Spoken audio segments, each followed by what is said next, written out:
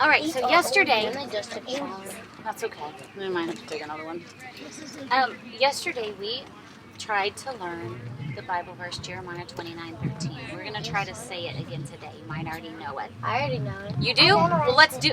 Good. Let's say it together. You ready? Let's try it.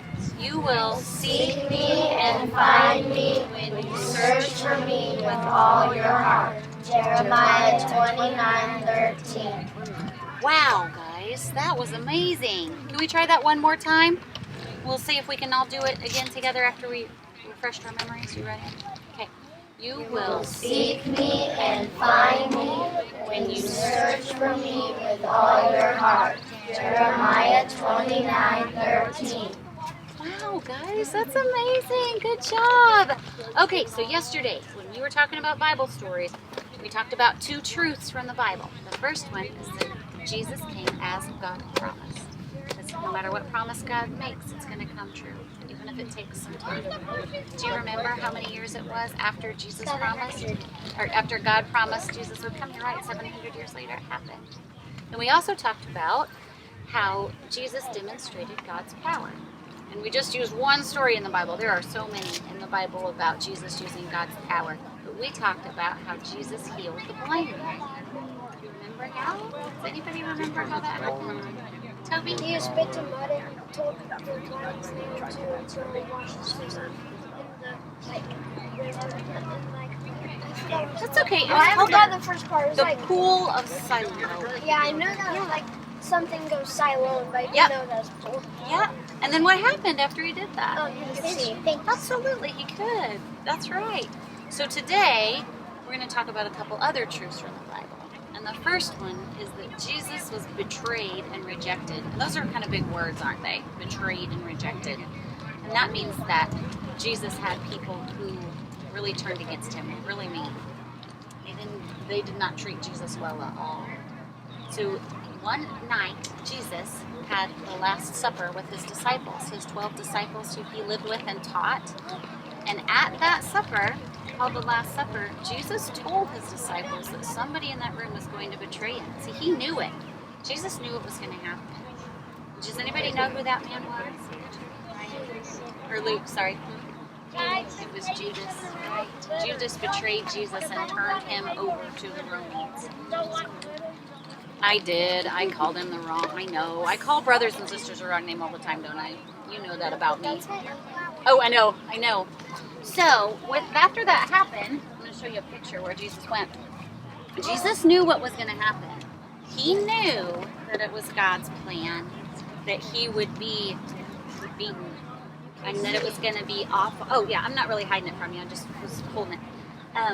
He knew that was going to happen. And he knew that it was going to be awful. He knew that it was going to hurt so bad. And he wished there was another way. He wished there was another way for God to save us all. And so Jesus went to this garden. This garden right here is the Garden of Gethsemane. And if you've read this story in the Bible, you might have heard that word before. Now, the Garden of Gethsemane. That's what it looks like today, boys and girls. This is when Miss Picker actually went. Back 2,000 years ago, it didn't have a sidewalk down the middle of that. It probably didn't have these gates. Yeah. But it was still a garden. Yeah. Right? And so this is where he went, and Jesus prayed, and he prayed, and he prayed, God, please take this cup from me. He knew this was going to be awful. Not a literal cup, but he did not want this to have to happen because he knew it was going to be really terrible. But he also prayed, not my will, God, but yours, as he would do whatever God needed for him to do. And since you guys are older, I didn't teach the other kids this word, but have you heard the story that when Jesus was praying, he was so worried that he sweat drops of blood? You know that story? It can, and it's a medical term called, are you ready? Hematidrosis. And it happens only under severe stress. People are very, very, very concerned and upset. And there was, in the last 100 years, only 5 people in the whole world have had hematidrosis. But Jesus did that night because he was very concerned about what was going to happen. What? The emotional pain you're in is what causes it, but it doesn't actually hurt. So, Jesus was betrayed and rejected and then crucified. So what happened to him after he was crucified? At the end of that. Luke? They put him in a tomb. Jesus died and they buried him in a tomb. And then 3 days later, he sure did. He came back to life. A friend of his, Mary, she went to the tomb to look for him. He wasn't in there. The stone was gone and he wasn't there. She was so sad. She didn't know what had happened. So she went outside the tomb, was crying, and a gardener came. She thought this guy was a gardener. And he asked her what was wrong, and she was just so upset that Jesus was gone. And he spoke her name. He said, Mary. And she realized it was Jesus. And she was so happy, so excited, because he was. We will pick up with that story tomorrow. Okay? We'll let Miss Kicker talk about some digging and archaeology. You guys ready for that? All right, guys. So how many of you like to dig in the dirt? Yeah, it's kind of fun. It's kind of fun. You don't have to worry about being clean. You can just get dirty and just have a good time. Well, my husband loved to dig in the dirt. He loved it. He was always looking for cool rocks. He always wanted to find an arrowhead. Have any of you ever found an arrowhead before? I don't. Or you know of somebody who has? He always wanted to, but he never did. He never did. Well, when we took our very first trip to Israel in 2013, that was 7 years ago. It's 8 years ago now, I guess. Is that right? Yes. Did I do my math That's right? when I graduated. Yes, okay.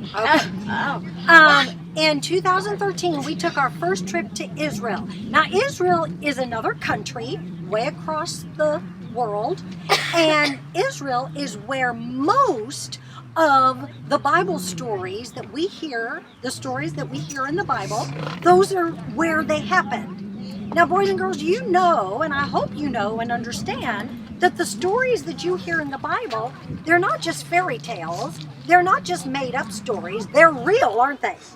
They really, really happened. They happened 2,000 and 3,000 years ago.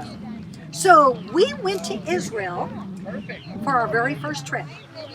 We were walking around, touring around in a really big city called Caesarea, and it's right next to the Mediterranean Sea. And we were walking around and looking at the ruins, and all of a sudden, my husband, Derwin, saw something in the dirt, and it was this. Well, first of all, let me back up. He was always, before we got to Caesarea, here he is. He found something in the dirt and he just thought it was so cool and he's so excited, and here he's trying to pick up a huge big old rock, which of course he can't pick up because it's way too heavy, but he was just being silly. But in Caesarea, he saw this in the dirt. That little, and he started picking at it with his finger. Yeah. I have a rock like that in my backyard. Oh, okay. He started picking at that with his fingers, and he kept digging, and he kept digging, and kept digging, until he got it out of the dirt. And look at his smile. He is so excited that he found something. And this is what he found. This is what he pulled out of the ground. And so, what do you suppose this could have been? Teapot. Good job. It could have been a teapot, a big bowl, A picture. a pitcher, something that needed a handle, and look, they even put a little design on it. Okay? And so it was probably kind of a big pot of some sort, and it might have even had another handle on the other side. But this is the part that he found. Oh my Malika, goodness. you asked about it. It accidentally broke later, so you had to go right. Yes, he accidentally broke it himself. I'm glad it wasn't anybody else. He broke it himself, and he had to glue it back together. So, but anyway, so he was very excited. From that point on, he kept telling me, Kim, I want to go on a dig. I want to go on a dig. So 2 years later, we got to go on a 3-day dig. And this was a couple of his first days of digging. Remember, he's wearing the lightweight pants and the lightweight shirt, and he's got his hat. Matter of fact, that hat right there is the one I'm wearing right now. And he's got his gloves on, and he is digging. Well, he liked it so much, the next year we went for another dig in Israel for a whole week. And we're doing all kinds of cool stuff. Look, he's coming out of some sort of a little cave right there. And he's got a little flashlight on his head. He was so excited. He's digging in the dirt. He's going into another cave here. And so it was just, he was very, very excited. The year after, another year later, we went for 2 weeks, a 2-week dig. And the archaeologists found a socket stone. It's called a socket stone, and it has a hole in it, but the hole doesn't go all the way through. And it's for a gate. It was a gate to the city. But they couldn't find the other one. And they were looking and looking, and my husband, he saw a big old rock sitting over there on the ground, and he goes, I wonder if that could be the other socket stone. But it didn't have a hole in it. So he went and he asked some other guys to help him turn it over. What was there? The hole! He found the other socket stone. Oh, he was so proud of himself because the archaeologists had been searching and searching and searching. You remember, that's what we've been talking about this week, is seeking and searching. Well, they had been searching for it. So here is my husband and the professional archaeologist, and they took a picture with it together. He was so proud. Well, after that, he decided he wanted to start going to school and studying about being an archaeologist. So, when he studied so hard that he finally got to be, see, here's his name, Derwin Kicker, an assistant square supervisor. Now, let me show you what a square is. This was a square. Every supervisor, every archaeologist had a square that they were in charge of.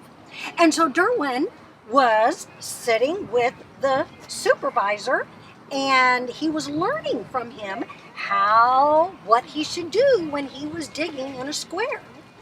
Well, then we went on more digs, and he got to go on a 3-week dig one time. And then finally, on his last dig, here he is on his last dig. Here's his name, Derwin Kicker, square supervisor. He wasn't the assistant anymore. He was the person in charge of that square. And he was so happy and so proud.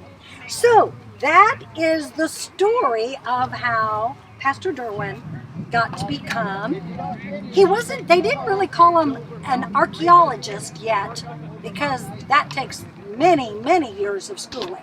But he got to be a square supervisor. Yes. You can see the design. Yes, you can. You can see it in that picture. Remember how we talked about that garden a minute ago? The Garden of Gethsemane? And see this gate, right? I don't know if you can see it better in this picture or the other one.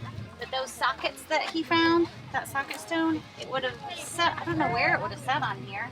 But just down at the bottom. To help the down. gates roll open so you can get into the city. So this is the Jerusalem, right? Yes. And they would have been right here at the bottom a long time ago, and it helped open the gate. Yes, Brady? I have this movie that I got and there's a gate that they opened that has one. It did? Oh, You can cool. see those on movies sometimes from, So you can see what that looked like. Okay. Very quickly, you guys can, did we get to look last night? You got to come up and look. Okay, I don't want you to touch again. Tomorrow night, I'm going to let you touch some of it, okay? But in the Garden of Gethsemane, boys and girls, there's these huge big trees, and they're called olive trees. These things that are made out of wood up here, those come from the olive trees, okay? So you can come up, you can look around again. Some of you can come over here.